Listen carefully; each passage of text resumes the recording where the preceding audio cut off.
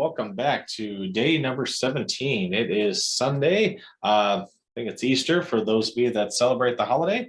And just wanted to go or continue along of 30 different ways of how you can get started in real estate investing.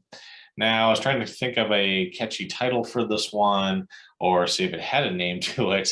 Couldn't really find anything, but it's very similar to the house hack option that I mentioned before in a previous video. I'll just put split for lack of a naming option here. Now, what do I mean by this? Now, this could be an option taken two different ways. If you own a single family home, or if you'd like to purchase a single family home, and it could potentially increase the revenue. And I'm going to walk through two different options here. So first, let's just say you yourself own a property.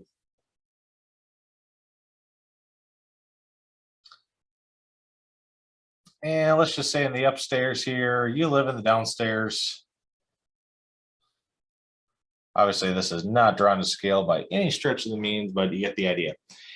Here's a house that you own yourself, and let's say it's a two-story house and there's an upstairs.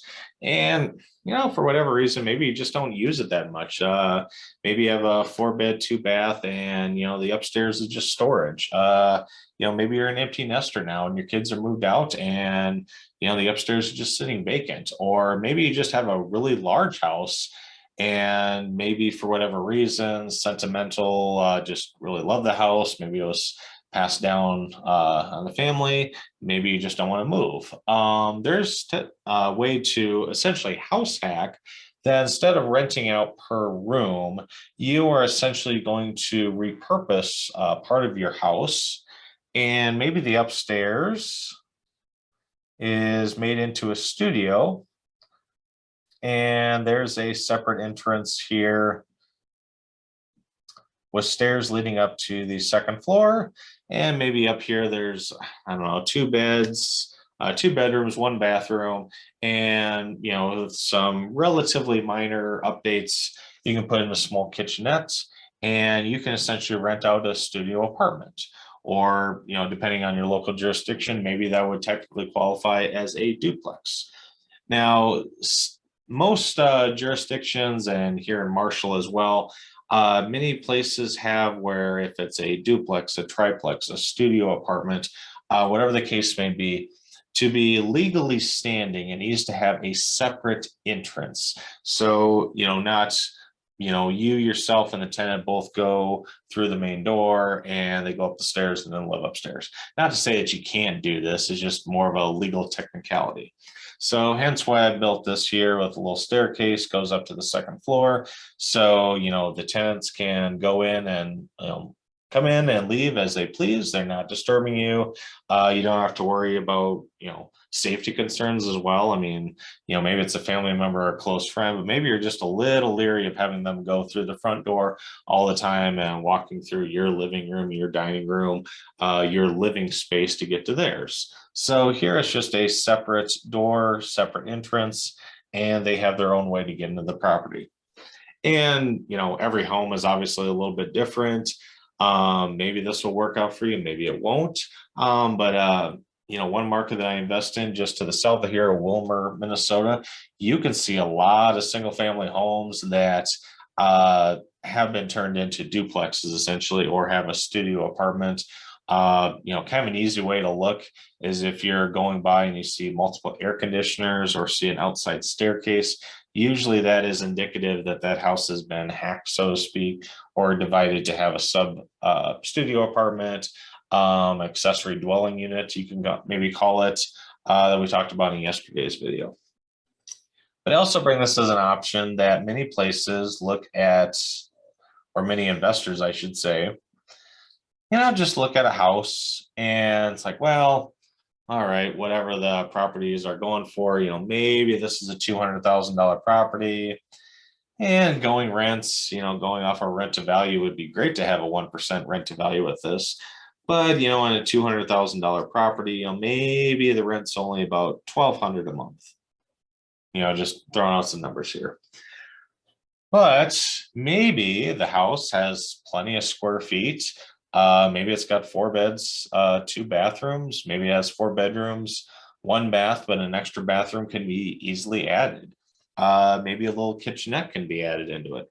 So maybe if you purchase this as a single family home, maybe with some light rehab, adding in a second door, maybe a dividing wall. Like I said, maybe you have to put a little kitchenette in this corner, and the main kitchen's in the right side of this.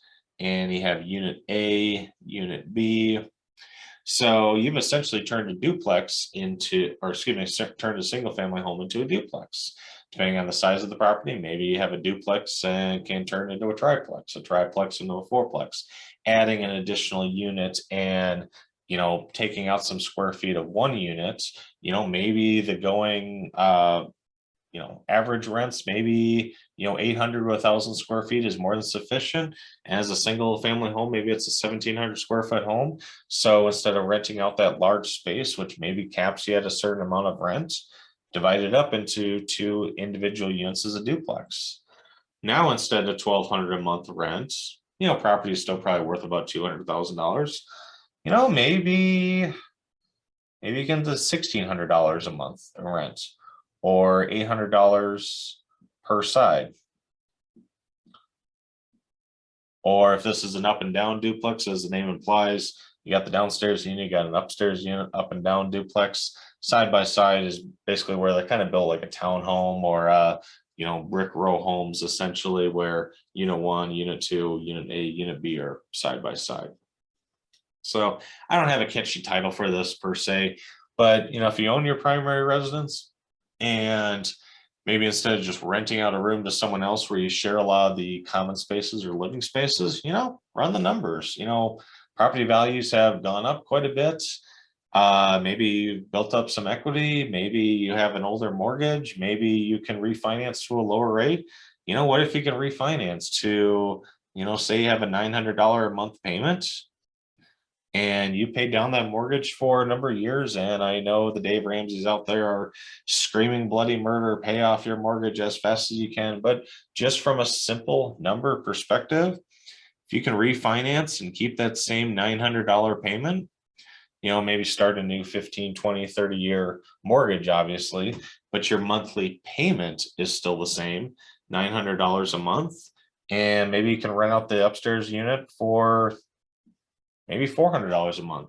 Say you refinance, took some cash out to, fix up the upstairs a little bit, put in a little kitchenette, maybe a bathroom, add a staircase, add a separate entrance, lock keys system, just kind of throwing out some options. Your mortgage payment before was $900 a month. Your mortgage payment after is $900 a month. You pulled some cash out to do a little rehab upstairs, and now you got $400 a month of passive income coming. That, okay, you refinanced your mortgage payment didn't increase, it stayed the same, but now your mortgage payment is being subsidized by your tenants. So that might be an option to get started in real estate investing. Obviously this would be kind of more of a land where you have to be the landlord. Might be a little difficult to get a property management company to manage your upstairs per se. Other thing to keep in mind, as typically with these type of renovations or splits, typically the property is going to have one electrical meter. So one meter, one water meter, one electric meter, depending on the heating source, maybe one gas meter. There's just going to be one meter going to the house. So maybe you're able to structure and come up with a build back plan. But typically in these instances, you're just going to have your main meter and just want to be able to budget accordingly. Obviously, your electric and your water usage is going to increase because you have another roommate or a tenant living there. You can break up the meters. You can get a qualified electrician to break it apart and then have a separate meter put in place. That could be cost prohibitive, may or may not. May not be easy to do depending on how the wiring is set up in your house, but you could essentially subdivide the meter, have 2 meters on the property. So now you can say, Mr. Tenant, there is a separate meter up here with your name on it. Hey, if you in the middle of summer want to have your windows open and have the AC down to oh, I don't know, 60 degrees, and all that AC is just going right out the window. Your AC is running 24/7, and you cannot figure out why in the world your living area is not cooling down. Well, that could be why. And oh, by the way, that $500 electric payment because you ran the AC, you can pay that because that's being billed directly to your meter.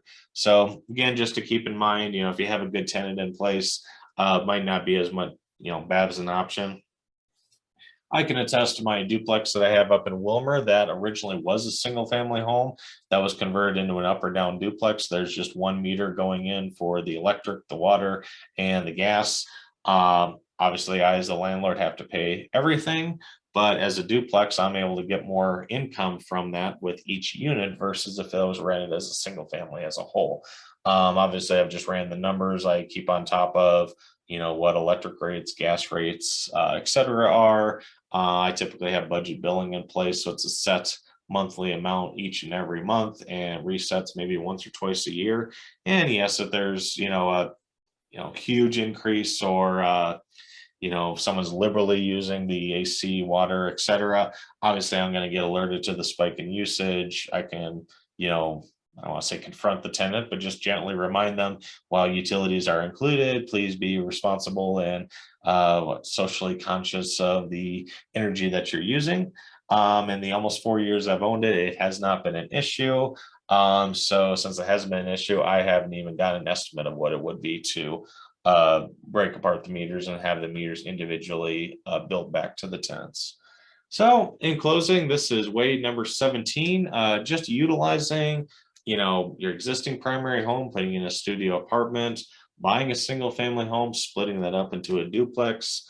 Maybe it's a duplex, you can split into a triplex. There's many options available that you can house hack and essentially create more units in one building and potentially increase the rent. Where if as a single family home, maybe you only get 1,200 a month rent. Maybe if you can split it up into a side by side duplex, get $800 rent per side, that just increased your cash flow by $400 a month or 33% increase. Same property, just split up differently or rezoned differently. So hope you learned a couple more tips and have been picking up some more tips along the way. For all those that have subscribed in the last week, thank you. And for those of you who had not subscribed to my videos yet, be sure to hit that subscribe button. There are 14 more videos coming yet this month, as well as some additional ones coming. So you want to make sure you never miss an episode.